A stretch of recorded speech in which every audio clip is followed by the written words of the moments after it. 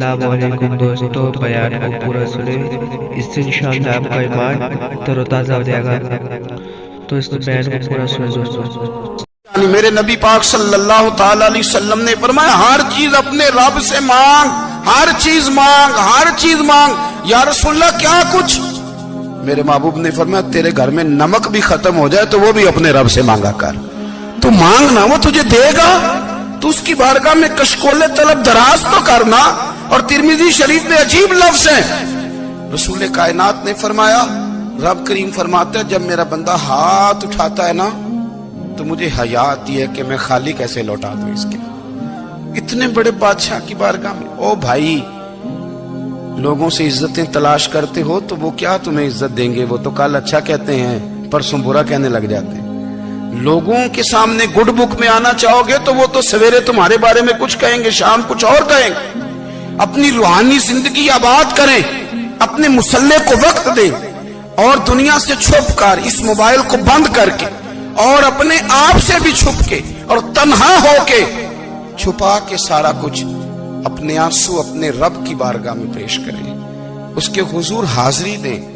سنو نا ترمذی کی حدیث، اور اسے یاد رکھنا، نبی پاک علیہ السلام نے فرمایا اپنے دکھ لوگوں کے سامنے نہ بیان کرنا، سیٹھوں نوابوں کو نہ بتاتے پھرنا، دنیا داروں کے سامنے جا کے نہ رونا کہ میں تکلیف میں ہوں۔ فرمایا اگر دنیا داروں کو دکھ بتاؤ گے رب تمہیں کبھی غنی نہیں کرے گا۔ اور لوگ ہیں کہ الٹا مذاق اڑائیں گے آپ کی، جس سے بڑی پکی یاری ہے نا، پکی، وہ تب تک پکی ہے جب تک آپ نے 50,000 مانگا نہیں، اور جس وقت آپ نے کہہ دیا کہ میں مجبور ہوں میری مدد کر تو پھر ختم ہو گئی دوستی۔ لوگوں کی تعلقات آپ کے ساتھ تب تک ہیں جب تک آپ ان سے کوئی ضرورت وابستہ نہیں کرتے۔ کریم محبوب فرمانے لگے بندوں کے سامنے دکھ نہ بیان کرنا، اللہ تجھے کبھی غنی نہیں کرے گا۔ تو اپنے دکھ اپنے رب کو بتا، تو دعائیں مانگ، تو اس کی بارگاہ میں حاضر ہو، تو اس کے حضور عرض کر۔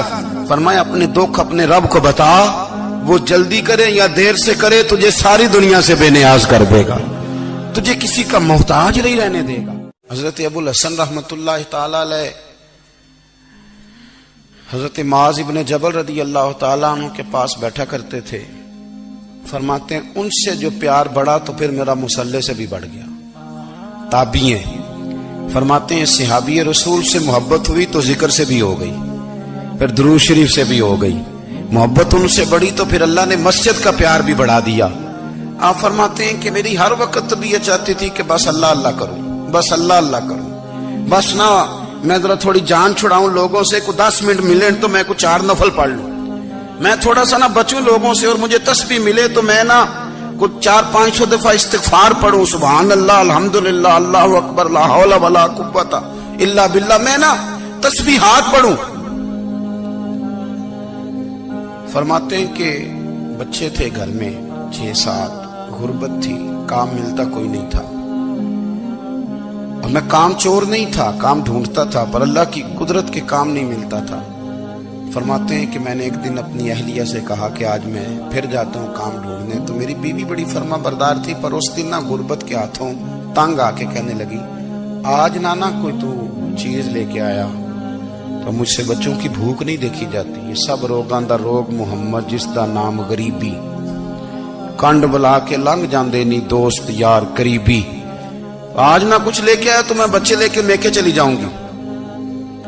شیخ فرماتے ہیں کہ میں بڑا پریشان گھر سے نکلا، پر میں نے صبح سے لے کے زور تک کام ڈھونڈا، کام ملا کوئی نہیں، تو میرے دل میں خیال آیا چلو کام نہیں ملتا تو اللہ اللہ تو کرے نا، چلو بندوں کی مزدوری نہیں ملتی تو رب کریم کی عبادت ہی کرتے ہیں۔ فرماتے ہیں کہ میں نے نا فرات کے پانی سے وضو کیا، نہر کے، شدید دھوپ تھی، ساتھ ریت تھی اور ریت تپ رہی تھی، میں نے اپنا رومال وہیں مصلی کے طور پر بچھا لیا، اور فرماتے ہیں کہ زور سے لے کر عصر تک نماز پڑھی، دھوپ بھی پورے زور پہ، پر میرے سجدے کا ذوق بھی پورے زور پہ۔ فرماتے ہیں سورج بھی چمک رہا ہے اور رب کی عبادت کا ذوق بھی پورے زور پہ، میں سجدہ کروں تو پھر میرا اٹھانے کو جی نہ چاہے۔ میرے استاد لکھا کرتے تھے، یہ ان کا شعر ہے، وہ کہا کرتے تھے مجھے سوز دے، مجھے ساز دے، اور مجھے نیم شب کا نیاز دے، दम सजदा खुद को मैं तोड़ दूं, मुझे ऐसा ज़ौक़ नमाज दे। और मैं तेरी बहार का फूल हूं, मैं खिला भी हूं तो तेरे लिए, मुझे मेरी शाख से तोड़ ले, मुझे अपनी जुल्फ का नाज दे। भाई फरमाते हैं कि असर तक मैंने नफल पढ़े, दिल ढलने लगा, असर की नमाज पढ़ी और मैं वहां से चला। अब मैं जब निकलने लगा तो दिल में ख्याल आया कि छोटी छोटी दीवारें हैं घर की, बगैर कुछ लिए जाऊंगा तो बीवी दूर से देखेगी तो शोर करेगी कि फिर खाली हाथ आ गया है। कहते मैंने अपने उसी रुमाल में जिसमें मैंने नमाज पढ़ी थी ना, रुमाल में की आखी दे पंजाबी साफा, कहते हैं उसी में ना मैंने कुछ रेत भर ली कि वो दूर से देखेगी तो समझेगी कुछ लेके आया है, चलो जाके उसे बता दूंगा कि आज फिर मजदूरी नहीं मिली। कहते हैं वो रेत लेकर जब मैं घर में गया तो पहले बीवी दरवाजे पे खड़ी होती थी, पूछती थी खाली हाथ आ गए हो? आज मैंने देखा तो है ही कोई नहीं। फरमाते मैं अंदर दाखिल हुआ, सलाम लिए, कोने में मैंने वो रुमाल रख दिया और मैंने आवाज दी कि भली मानस कहाँ हो? तो वो कहने लगी आप मुंह हाथ धो ले, मैं रोटी लेके आई। मैंने कहा रोटी कहां से आ गई? यहां तो कई दिनों के फाके, तो कई दिनों की गुर्बत है, यहां तो इस घर में तो फकीरी है। फरमाते हैं कि वो रोटी लेके आई और उस वक्त की जो मौजूदा नेमतें थी, समझने सलाद अचार हर चीज साथ लाई। मैंने कहा कि बच्चे कहाँ गए? कहने लगी वो खाना खा के खेलने गए, आप खाना खा लें आ जाते। खाना उसने चुन दिया। मैंने हैरत अंगेज लहजे में सारी नेमतें अपने दस्तरखान पे देख करके बीवी से पूछा ये कहां से आया खाना? बच्चों को तूने कहां से खाना खिलाया? ये सारा कुछ कैसा है?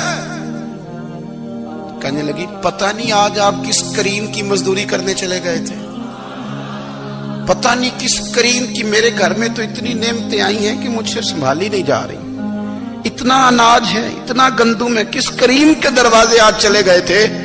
ये कहते कहते वो उठी और उठ करके कहने लगी पहले बड़ा कुछ आया था, अब क्या ले आए हो? और जा करके ना उसने वो रेत वाला रुमाल खोला। कहने लगे मैं तो लेके आया था रेत, तो मेरे रब ने उसे भी सोने और हीरे बना दिया था।